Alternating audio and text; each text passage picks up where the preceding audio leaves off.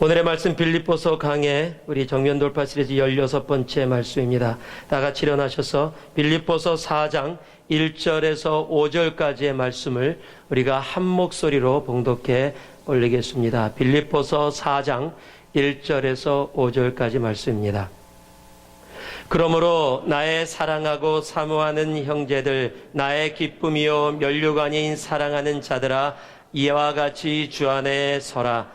내가 유오디아를 권하고 순두개를 권하노니 주 안에서 같은 마음을 품으라. 또 참으로 나와 멍에를 같이 한 자 내게 구하노니 복음에 나와 함께 힘쓰던 저 부녀들을 돕고 또한 클레멘도와 그 외에 나의 동역자들을 도우라. 그 이름들이 생명책에 있느니라.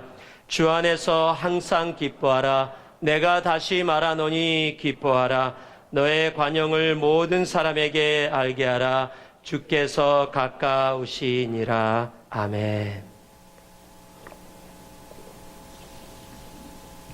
작은 가게를 운영하는 한 남자가 있었습니다.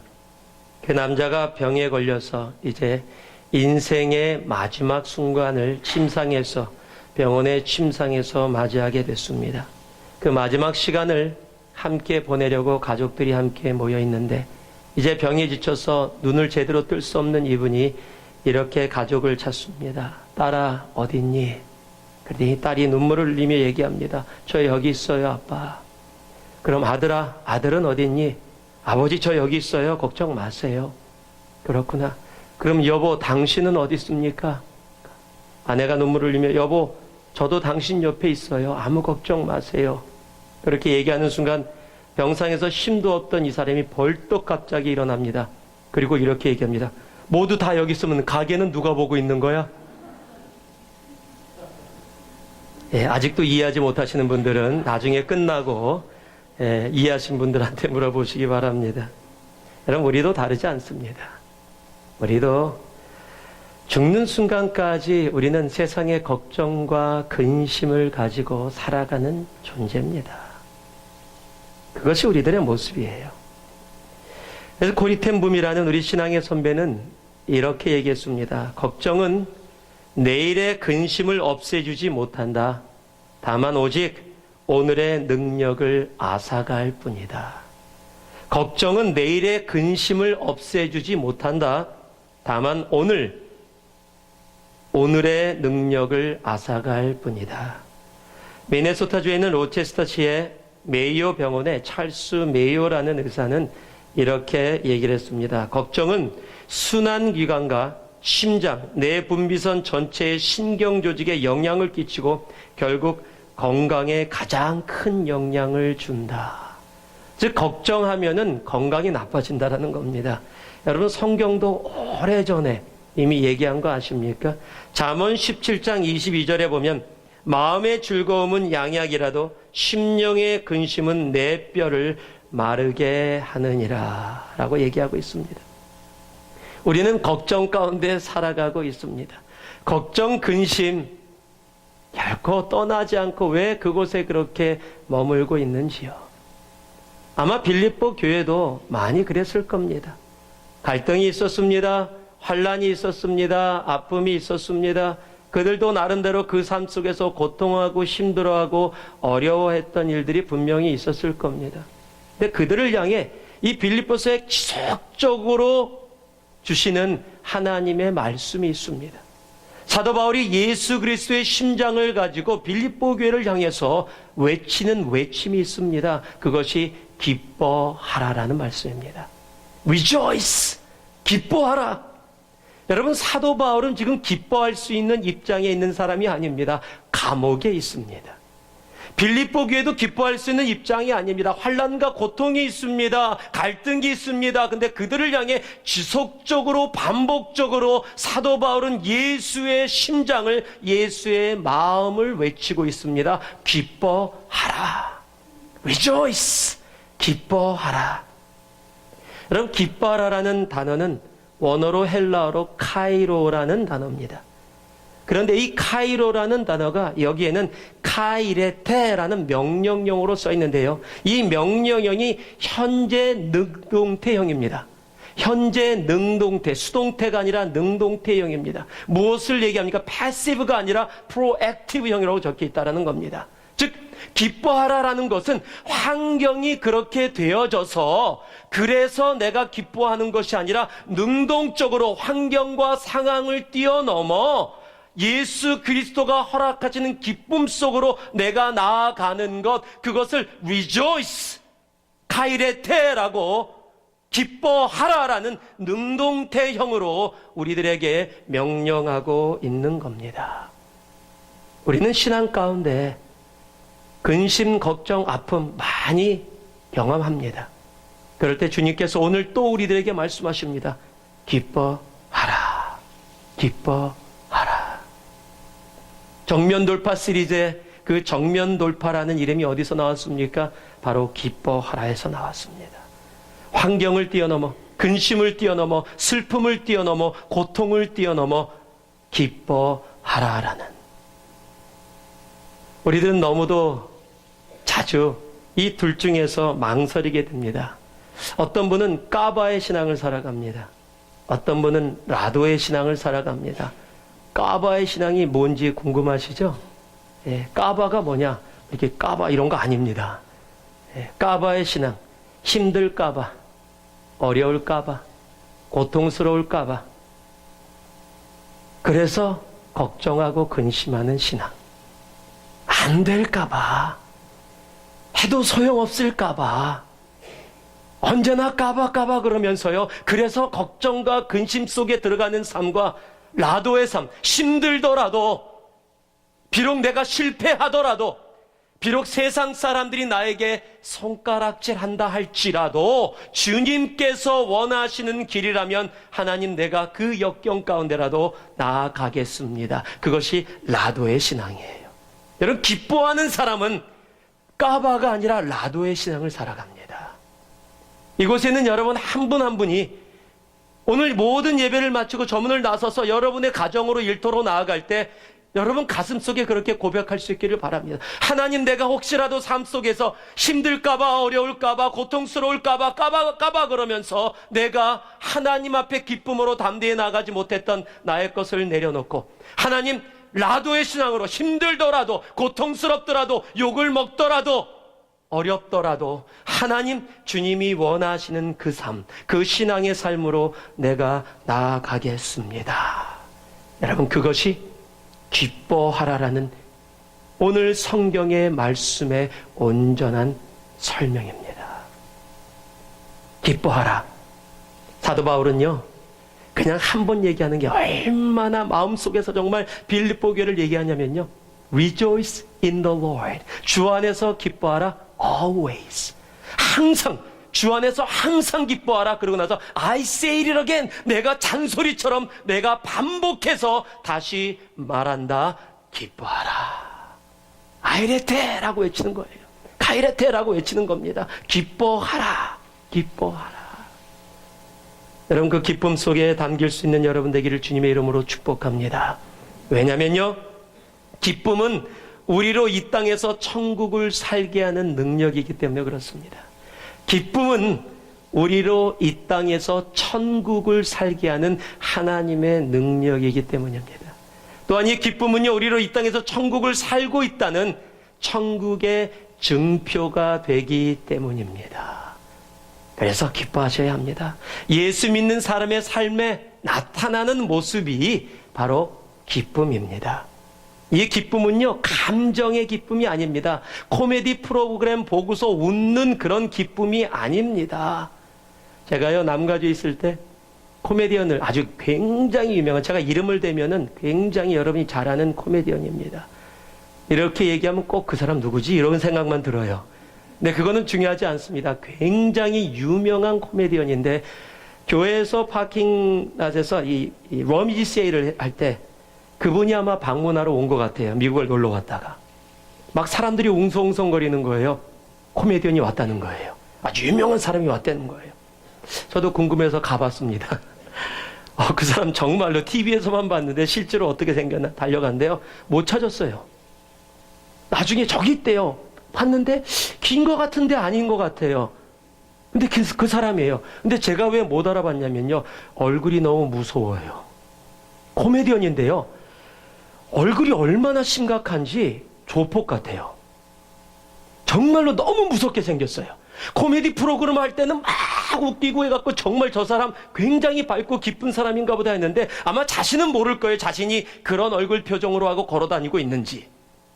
그런데 거기서요, 그냥 물건 보면서 걸어 다니는 얼굴이, 야, 저 사람이 코미디언이구나. 그럼 TV에서 하는 삶은 정말 연극이구나, 드라마구나. 진짜 삶에 다른 사람에게 웃음을 줄지는 몰라도 자신의 삶 속에 웃음을 갖고 진정한 래프터를 갖고 살아가는 사람은 아니구나.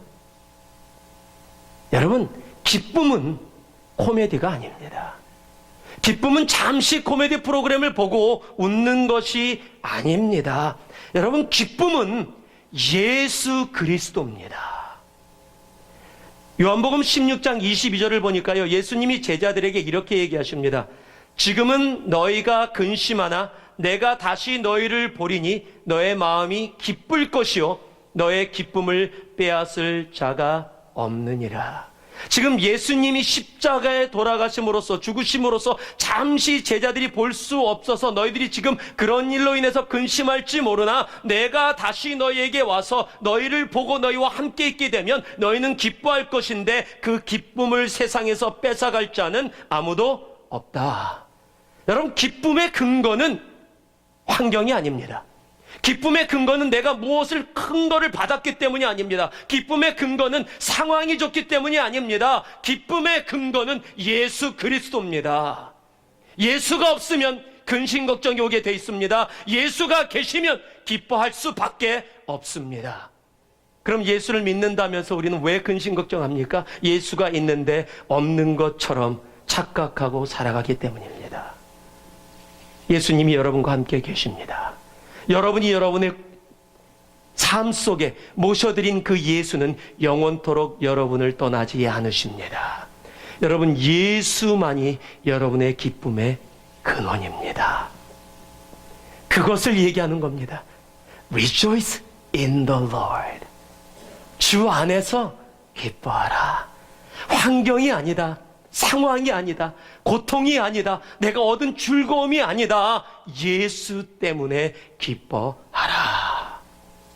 여러분, 사도 바울이 예수의 심정을 갖고 그렇게 이야기하는데 그 기쁨을 온전히 깨닫고 알고 내 심령 가운데 리조이스 할 수 있을 때 할 수 없었던 일들을 할 수 있는 능력이 우리의 삶 속에 나타나기 때문입니다. 오늘 그들을 향해서 기뻐하라. 항상 기뻐하라. 내가 다시 말하더니 기뻐하라 얘기하면서 오늘 빌립보 교회를 향해서 사도 바울이 이렇게 주님의 심정으로 주님의 마음을 갖고 이야기합니다. 우리 2절 말씀 같이 한번 봉독해 보겠습니다. 우리 한 목소리로 크게 함께 봉독합니다. 내가 유오디아를 권하고 순두개를 권하노니 주 안에서 같은 마음을 품으라. 여러분, 왜 이렇게 성경이 얘기하고 있냐면 한번 따라하세요. 기쁨은 우리를 한 마음으로 나아가게 합니다. 지금 뭐냐면요, 기쁨을 갖고 있으면 갈등 속에서도 우리는 하나 되어 나아갈 수 있다는 겁니다. 여러분, 갈등은 당연한 겁니다. 사람이 존재하는 이상 세상의 갈등은 언제나 있습니다. 모든 사람이 다 다르기 때문에 그렇습니다. 세상에 같은 사람은 하나도 없어요. 쌍둥이도 다릅니다. 여기 모인 우리들도 생각도 배경도 자라온 환경도 나이도 다 다릅니다. 똑같이 예배를 드리고 계시면서도요, 어떤 분들은 저 목사 왜 이렇게 소리 지르냐? 그렇게 생각하는 분들도 계실 거고요. 어떤 분들은 더 외치세요라고 생각하는 분들도 계실 겁니다. 어떤 분들은 똑같이 예배를 드리면서 예배가 길다라고 혹 느끼는 분 계실지 모르고 어떤 분은 너무 짧다라고 느끼고 계실지도 모릅니다. 똑같은 장소에 똑같은 모습으로 있으면서도 우리들의 생각이 다 다릅니다. 남편과 아내가 오래 살면 서로 다 닮아간다고 얘기하지만요, 우리는 다를 수밖에 없는 존재입니다. 저는요, 운전을 할 때 손하고 발로 운전을 합니다. 제 아내는 입으로 운전합니다. 빨리 가자, 너무 빠르다, 좌회전하라, 우회전하라, 막 그냥 입으로 운전 너무 잘해요. 그래서 제가 기도를 하나 애대했습니다. 하나님, 구글에서 빨리 개발해서 입으로 운전할 수 있는 자동차 빨리 개발되게 해주세요. 여러분, 같다고 하지만 다를 수밖에 없습니다. 우리는 그런 존재입니다. 한 번은 기사를 읽다가 어떤 신문 기사에 이런 대타가 나왔어요. 잘생긴 사람 또는 예쁜 사람하고 결혼한 배우자가 있으면은요, 예쁜 사람이, 대타로 지금 나온 겁니다. 통계로 나온 건데, 예쁜 사람이 먼저 죽는데요. 그러니까 못생긴 배우자와 잘생긴 배우자가 결혼하면 잘생긴 사람이 보통 더 빨리 죽는데요. 그 기사를 읽고서 재밌어서 여보, 그러고 이런 내용을 쭉 얘기해 줬어요. 그랬더니 서로 대화도 안 했는데 바로 여보 미안해, 내가 먼저 가게 됐어. 예, 우리는 언제나 내 입장에서 생각하는 존재예요. 아마 이 이야기 들으시고 여러분들 집에 가서 또 분명히 배우자한테 먼저 사과할 겁니다. 여보, 내가 먼저 가게 돼서 미안해. 우리는 다 다른 존재예요. 내 입장에서 다 생각하는 존재입니다. 여러분, 미국 사람과 한국 사람의 차이가 있죠. 우리는 대화를 나눌 때 어렸을 때부터 그렇게 배웠습니다. 절대 어른이 얘기하실 때는 눈 똑바로 쳐다보지 마라. 그래서 고개를 숙이고 대화할 때는 밑을 보면서 말씀을 들었습니다. 미국 갔더니 선생님들이 눈 똑바로 안 쳐다본다고. 안 쳐다보면 무시하는 거라고, 똑바로 쳐다보라고. 그래서 미국의 습관이 돼서 그렇게 하다가 누가 대화를 하면 눈을 똑바로 쳐다보면 화를 냅니다. 까르라고. 여러분, 문화가 다르니까 똑같은 행동 속에서도 다른 모습들이 나올 수밖에 없습니다. 다르기에 갈등은 존재하는 겁니다. 여러분, 신앙의 색깔도 다른 거 아세요? 어떤 분은요, 기도할 때 통성으로 막 소리 지르면서 기도해야 시원하신 분이 있습니다. 어떤 분은 그렇게 기도하면 정신산란해서 기도 못합니다. 그냥 조용히 혼자 묵상하는 기도가 더 좋으신 분들이 있습니다. 어떤 분들은 찬양할 때 박수치면서 찬양하면 정신살만합니다. 어떤 분들은 조용하게 찬송하고 묵상하는 것이 훨씬 더 좋습니다. 사람마다 신앙의 색깔도 다 다릅니다. 그래서 갈등은 그 다름 때문에 서로 다름과 다름이 만날 때 부닥치는 갈등은 우리의 삶 속에 언제나 존재합니다. 빌립보 교회도 그런 갈등 가운데 있었습니다. 오늘 2명의 자매 성도의 이름을 성경은 기록하고 있습니다. 한 사람은 유오디아라 그러고 한 사람은 순두개라 그럽니다. 순두부가 아닙니다. 순두개입니다. 이 유오디아하고 순두개의 갈등이 있는데 아예 이름을 그냥 직접적으로 언급했어요. 그러면서요, 유오디아야, 순두개야, 내가 부탁한다. I plead. 내가 간청한다. 내가 사정한다. 제발 같은 마음을 가져라. 사도 바울이 사정을 하고 있어요, 지금. 그러면서 그 내용 속에 뭐라고요? 내가 다시 말하노니 기뻐하라. 너희가 주 안에서 예수로 기뻐한다면 진정으로 한 마음으로 나아갈 수 있다라는 겁니다. 여러분, 예수 안에서는 한 마음이 되어질 수 있습니다. 여러분, 유오디아하고 순두개가 왜 갈등이 일어났어요? 열심이 있었기 때문이에요. 여러분, 열심이 없으면 갈등도 없습니다. 그냥 교회 와서 예배 드리고 가시면 교회에서 무슨 일이 벌어지나 별로 신경 안 씁니다.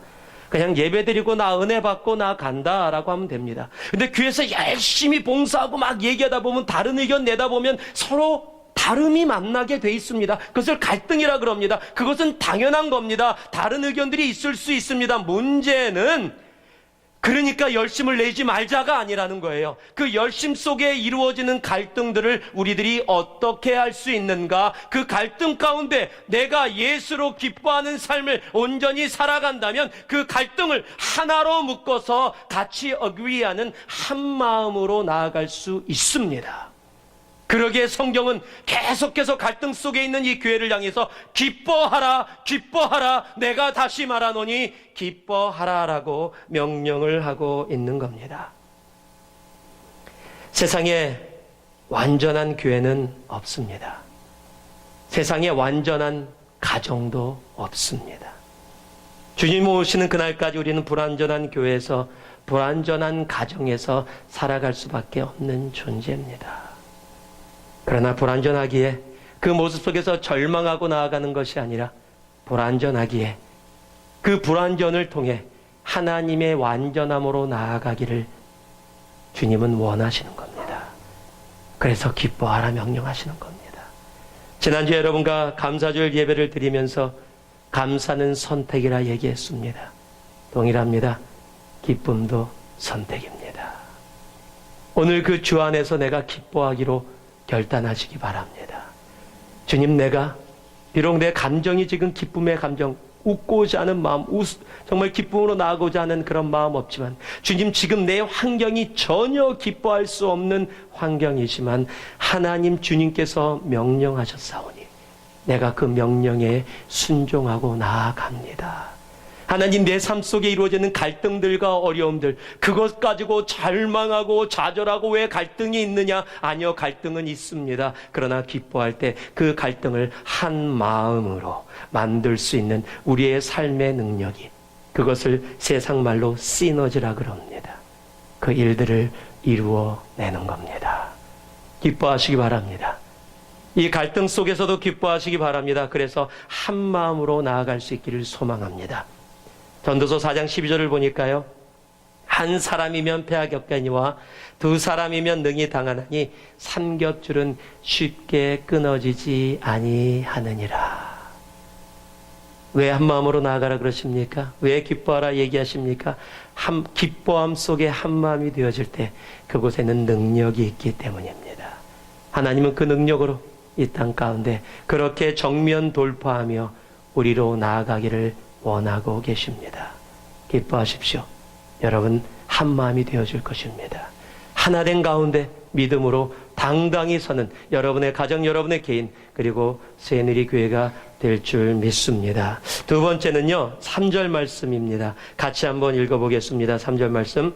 또 참으로 나와 멍에를 같이 앉아 내게 구하노니 복음에 나와 함께 힘쓰던 저 부녀들을 돕고 또한 클레멘드와 그 외에 나의 동역자들을 도우라. 그 이름들이 생명책에 있느니라. 자, 한번 또 따라 하실래요? 기쁨은 우리를 돕는 자로 나아가게 합니다. 지금 사도 바울의 코가 석자합니다. 빌립보 교회 그 발등에 불이 떨어졌습니다. 각자 자기밖에 돌볼 수 없는 상황에 있습니다. 그럼에도 불구하고 사도 바울은 지금 뭐라고요? 도와라 라고 얘기하고 있는 겁니다.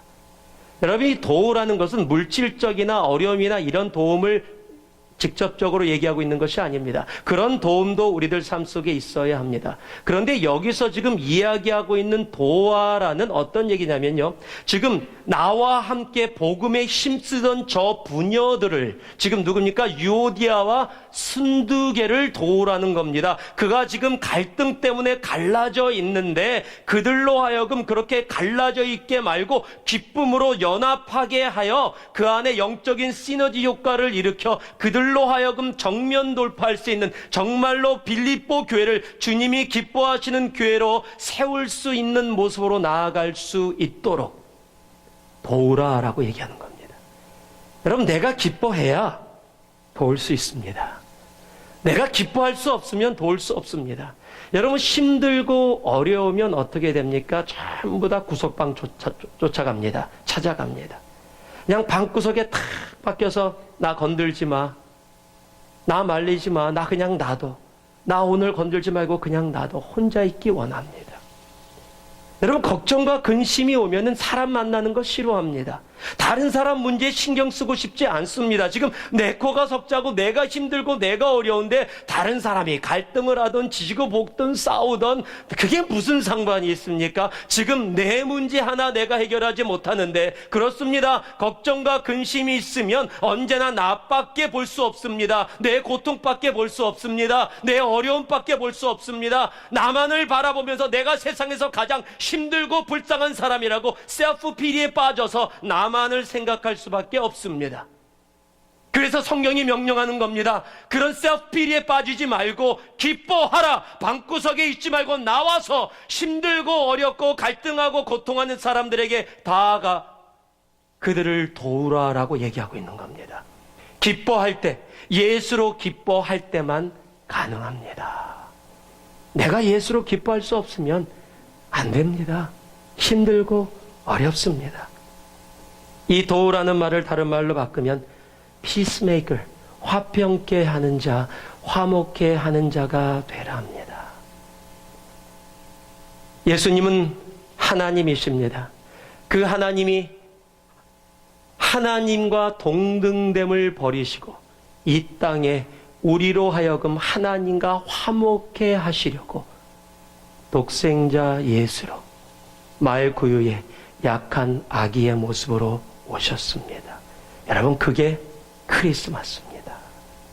우리가 크리스마스를 셀러브레이트 하는 이유가 바로 그것입니다.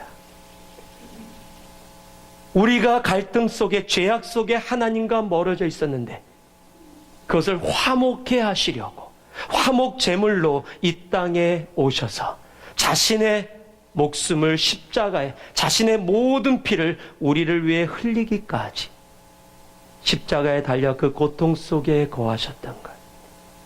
여러분, 그것이 진정한 크리스마스의 마음입니다. 지금 성경은 명령하고 있습니다. 기뻐하는데 나 혼자 웃으라는 기쁨이 아니라 예수로 기뻐할 때 너희는 다른 영혼들을 도울 수 있다.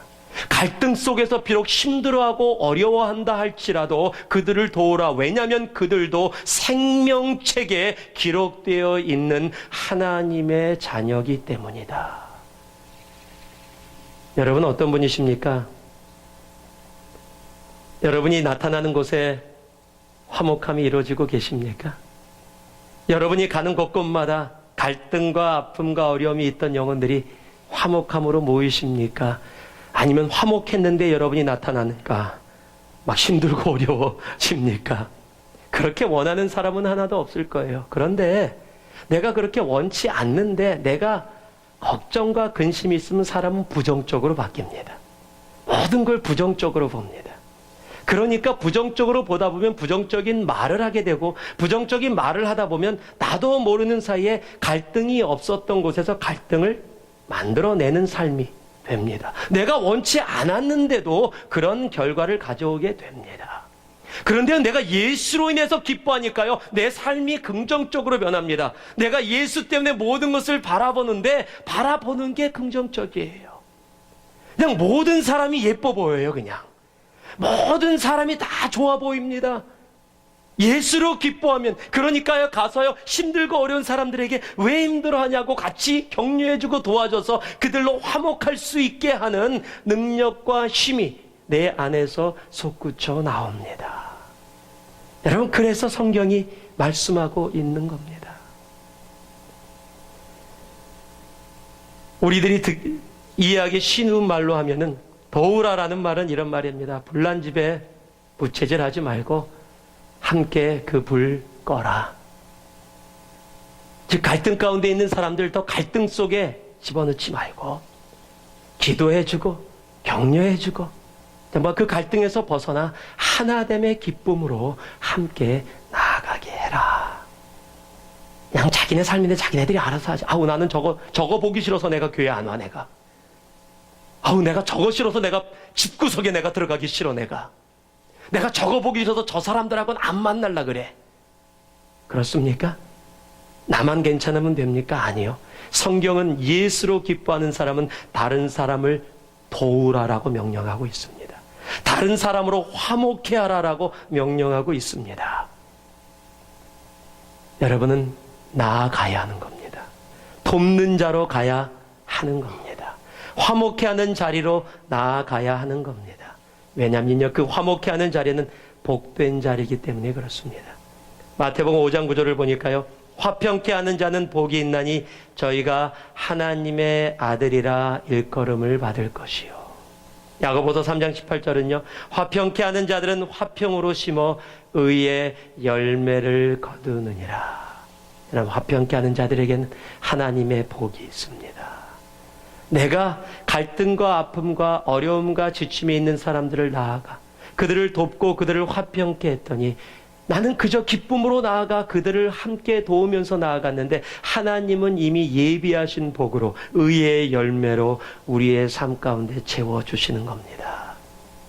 기뻐하십시오. 기뻐하시고 생명책에 기록된 주의 형제 자매들을 향해 나아가십시오. 그리고 화평케 하시기 바랍니다. 힘들고 어렵고 싸우고 고통하는 사람이 있으면 갈라내지 말고요. 더 뭉치게 해주세요. 부부싸움 하는 데 가서 거봐 내가 처음부터 결혼하지 말라 그랬지. 여러분 지금 불난집에 부채질하는 겁니다. 그래서요 어떡하라고요. 거봐 내가 너 이 교회 오면 꼭 그 사람하고 부닥칠 거라 그랬지. 그래서 어떡하라고요. 여러분 그거는 가르는 겁니다. 화평케 하시기 바랍니다. 내 입술을 열어 화평의 언어가 나오게 하기 바랍니다. 그러려면요 내가 억지로 의지로 하는 거 아닙니다. 먼저 기뻐하십시오. 예수로 기뻐하십시오. 그러면 여러분의 언어가 화평의 언어로 바뀝니다. 여러분의 얼굴이 화목해 하는 얼굴로 바뀝니다. 여러분의 행동이 화목해 하는 행동으로 바뀝니다. 여러분의 발걸음이 갈등을 도망가고 피하고 어려워하지 않고 오히려 그 속에 들어가 예수 그리스도의 십자가의 화목으로 그 갈등을 해결하는데 함께 눈물을 흘리며 기도하며 나아가게 되는 겁니다. 주 안에서 정말로 기뻐하며 돕는 자로 나아가는 여러분 되기를 주님의 이름으로 축복합니다. 히브리서 10장 24절을 보니까요 서로 돌아보아 사랑과 선행을 격려하며, 그래서 여러분께 부탁드립니다. 여러분 목 돌리는 훈련 많이 하세요. 서로 돌아보아서 정말 내 주위에 지치고 힘들고 아픈 자들, 또 이렇게 얘기하면요 어떤 분들은 너무 단순하셔서 그대로 해서 어디 갈등 없나? 갈등 찾아다니세요. 일부러 찾을 필요 없어요. 그냥 주위를 돌아보세요. 지치고 힘들고 아프고 서로는 상처 주고 상처 받는 분들이 있다면 여러분 그들에게 다가가셔서 주님의 기쁨 속에 그냥 거하세요. 함께 있어주세요. 함께 울어주세요. 함께 기도해주세요. 그러면 바로 그것이 화평케 하는 자의 모습입니다. 내가 주위를 돌아보아 정말 사랑과 선행을 격려할 수 있는 여러분 한 분 한 분 되기를 주님의 이름으로 축복합니다. 마지막으로요 5절 말씀입니다. 5절 말씀 같이 한번 봉독합니다. 너의 관용을 모든 사람에게 알게 하라. 주께서 가까우시니라. 자 따라해 주시기 바랍니다. 기쁨은 우리를 예수의 성품으로 나아가게 합니다. 어떤 이 부흥집회 목사님이 설교 도중에 질문을 했습니다. 아마 아시는 분들도 계실 거예요. 세상에서 가장 차가운 바다는 썰렁해입니다. 그럼 가장 따뜻한 바다는 어떤 바다입니까? 그러면서요 자신이 바로 얘기를 해주셨어요. 그건 사랑해입니다. 그래서 여러분 정말 마음을 다해서 주위 사람들에게 사랑해 사랑해 그러고 얘기 많이 해주세요. 이렇게 그냥 지나가는 얘기를 했습니다. 그런데 어떤 자매님이 그 이야기를 듣고 남편한테 평생을 사랑해라는 말을 들어보질 못했어요. 그래서 들어보려고 집에 가서 얘기합니다. 여보 목사님이 얘기하는데 세상에서 가장 차가운 바다가 썰렁해래. 그럼 가장 뜨거운 바다가 어떤 바다인지 알아? 남편이 전혀 이해하지 못합니다. 그러니까 막 애교를 피우면서 얘기합니다. 여보 이럴 때 내가 이렇게 애교 필 때 여러분 당신이 나한테 해주고 싶은 말 있잖아. 그 말이 뭐야? 그랬더니 남편이 의문심장하게 웃으면서 이렇게 얘기합니다. 벌써 다 알아요. 다 웃고 계세요 벌써. 열받아. 네. 열받아. 여러분 아내의 남편의 행동에 사랑해라는 단어를 원하는데 혹시 열받아로 표현하고 계시진 않으세요? 내 아내는 내 남편은 사랑해를 그렇게 듣고 싶어 하는데 나는 열받아. 또 한 목사님이 교회에서 이렇게 질문을 했습니다. 여러분 중에서 지금 미워하는 사람이 없는 분 한번 손 들어 보십시오. 근데 아무도 손을 안 드는 거예요. 한 명도 없습니까? 아니 신앙생활을 이렇게까지 오래 해왔다면서 아직도 미워하는 사람들로 그렇게 가득 차 있습니까? 그런데 저 뒤에서 연세 드신 한 분이 손을 딱 들으세요. 목사님 너무 좋았습니다. 어떻게 그렇게 미워하는 사람 없이 살아갈 수 있습니까? 나눠주세요. 그랬더니 그분이 이렇게 얘기합니다. 저도 미워하는 사람이 있었습니다. 그런데 다 죽었습니다. 모든 분들이 다 죽어야 미워하지 않는 인생을 살아간다면 여러분 그 삶이 무엇일까요?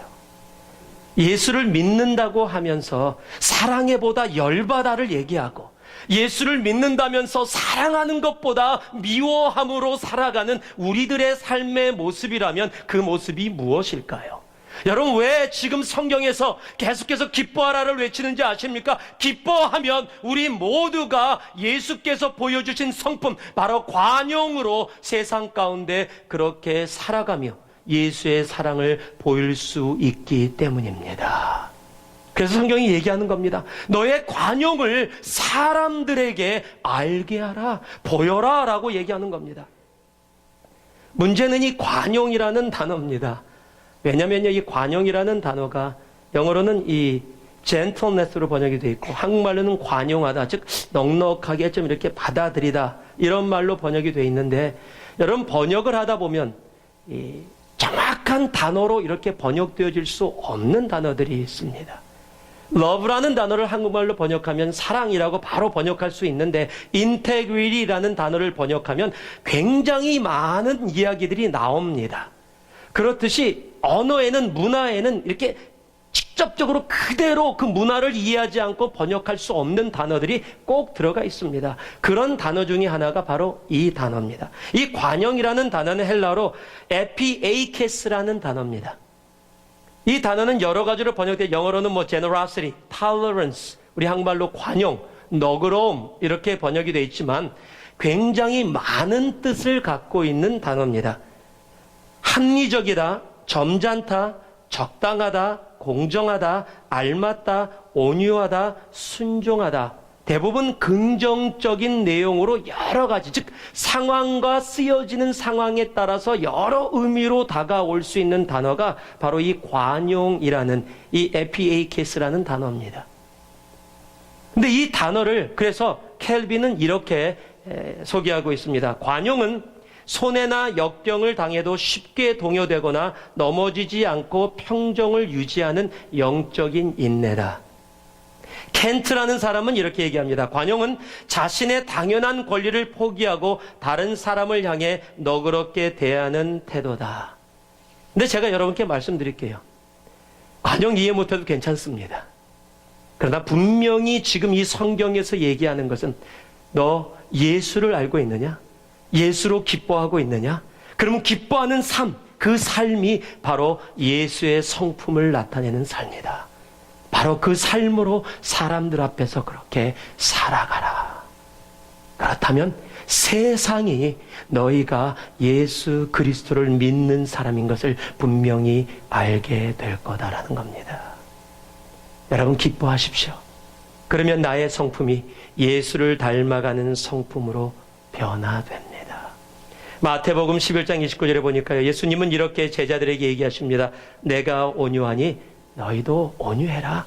나에게 배우라. 여러분 주님의 성품으로 우리들이 나아갈 수 있기를 소망합니다. 기뻐할 때 그 기뻐하는 삶이 우리들의 삶 속에 관용으로 나타날 것이고 그 관용으로 나타날 때 세상 사람들이 우리의 삶을 보게 될 것입니다. 그럴 때 우리로 하여금 예수 믿는 삶의 모습이 어떠한 모습인지를 알게 된다라는 겁니다. 여러분 기뻐하십시오. 성경이 계속해서 반복하면서 얘기합니다. 빌립보서를 20번 정도 여러분과 함께 나누면서 얘기하는 전체의 주제가 바로 기뻐하랍니다. 그 기뻐함으로 나아갈 수 있기를 소망합니다. 말씀을 마무리합니다. 세상은 걱정과 근심이 많습니다. 어떠한 상황 속에서도 걱정과 근심을 기가 막히게 찾아내는 많은 사람들을 보아왔습니다. 그런데 성경은 오늘 얘기합니다. 기쁨을 찾으라. 기뻐하라. Rejoice in the Lord always. I say it again. Rejoice. 왜냐면요, 기쁨은 갈등 속에서도 우리를 하나로 나아가게 하기 때문에 그렇습니다. 왜냐면요, 기쁨은 우리로 그저 남들이 어떻게 살든 나만 보는 삶이 아니라 남을 돕는 화평케 하는 피스메이커로 나아가게 하기 때문에 그렇습니다. 왜냐하면 기쁨은요, 우리가 우리들 원래의 인간의 죄성의 모습에 머물지 않고 예수의 성품으로 내 삶이 한 걸음 한 걸음 나아가게, 바뀌게, 성장하게 하기 때문에 그렇습니다. 기뻐하시기 바랍니다. 오늘도 예배를 마치고 나아가시고 식사를 하시고 교제를 하시면서 그 기쁨 속에 거하시기를 바랍니다. 오늘 다른 거 다 잊어버리셔도요, 주님이 기뻐하라 명령하신다. 그렇다면 하나님, 내가 그 주님의 기쁨 되기를 소망합니다. 기뻐하게 하여 주시옵소서. 기뻐하라는 하나님의 말씀이 내 심장판에 새겨지게 하여 주시옵소서. 그 기쁨으로 오늘도 승리의 삶 살게 하옵소서. 그렇게 기쁨으로 나아가는 여러분 한 분 한 분 되기를 주님의 이름으로 축복합니다. 기도하겠습니다. 사랑의 아버지 하나님, 감사합니다. 오늘도 주님 앞에 아버지 하나님의 주님의 말씀에 내 마음 문을 열고 주여 기뻐하라라는 하나님의 그 말씀 속에 온전히 나를 담습니다. 아버지 하나님, 항상 기뻐하는 우리들, 예수 안에서 기뻐하는 우리를 아버지 온전히 되게 하여 주셔서 갈등 속에서도 한 마음으로 나아가게 하시고, 아버지 하나님, 언제나 나만을 보는 어리석은 모습으로 남지 않고 우울한 모습으로 남지 않고 남을 돕는 자로 서게 하시며, 하나님이여 예수의 성품으로 나아가는 진정한 기쁨의 삶 살 수 있도록 우리들을 돌보아 주시옵소서. 예수님 이름으로 기도 올리옵나이다. 아멘.